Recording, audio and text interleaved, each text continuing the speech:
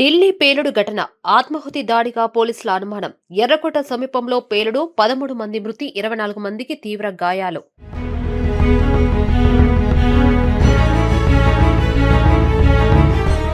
దేశ రాజధాని ఢిల్లీలో జరిగిన భారీ పేలుడు ఆత్మాహుతి దాడి అయ్యుంటుందని పోలీసులు అనుమానిస్తున్నారు. ఈ నేపథ్యంలో దర్యాప్తు సంస్థలు విచారణ ముమ్మరం చేశాయి. ఇక ఎర్రకోట మెట్రో స్టేషన్ సమీపంలో సోమవారం సాయంత్రం జరిగిన ఈ శక్తివంతమైన పేలుడులో 13 మంది మరణించగా 24 మంది గాయపడ్డారు. వీరిలో ముగ్గురి పరిస్థితి విషమంగా ఉంది. కదులుతున్న వాహనంలోనే ఈ పేలుడు జరగడంతో దీన్ని ఆత్మాహుతి దాడిగా అనుమానిస్తున్నారు. ఈ ఘటనతో దేశవ్యాప్తంగా భద్రతా సంస్థలు అప్రమత్తమయ్యాయి.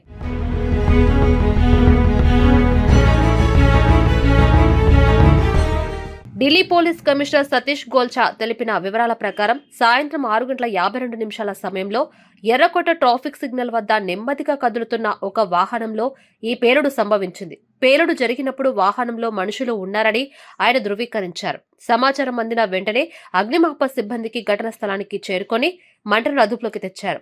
ఈ దుర్ఘటనలో 6 కార్లు, 2 రిక్షాలు, ఒక ఆటో రిక్షా పూర్తిగా దగ్ధమయ్యాయి.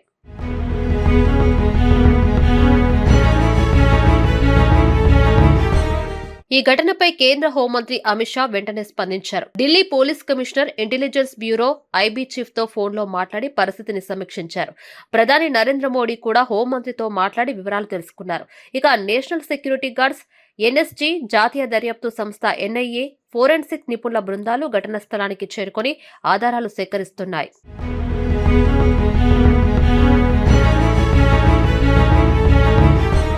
కశ్మీర్, హర్యానా, ఉత్తరప్రదేశ్లో విస్తరించిన జైషే మహమ్మద్, అన్సార్, గజ్వాత్ ఉల్ హింద్ ఉగ్రవాద సంస్థలకు చెందిన ఓ భారీ ముఠాను భద్రతా బలగాలు సోమవారం ఉదయం పట్టుకున్నాయి. 3 డాక్టర్లతో సహా 8 మందిని అరెస్టు చేసి 2900 కిలోల పేలుడు పదార్థాలను స్వాధీనం చేసుకున్న కొన్ని గంటల్లోనే ఈ పేలుడు జరగడం తీవ్ర కలకలం రేపుతుంది.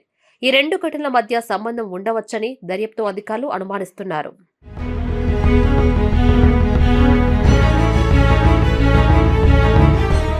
పేలుడు నేపథ్యంలో ఢిల్లీ సరిహద్దుల్లో భద్రతను కట్టుదిట్టం చేశారు. హర్యానా, ఉత్తరప్రదేశ్ నుంచి వచ్చే వాహనాలను క్షుణ్ణంగా తనిఖీ చేస్తున్నారు.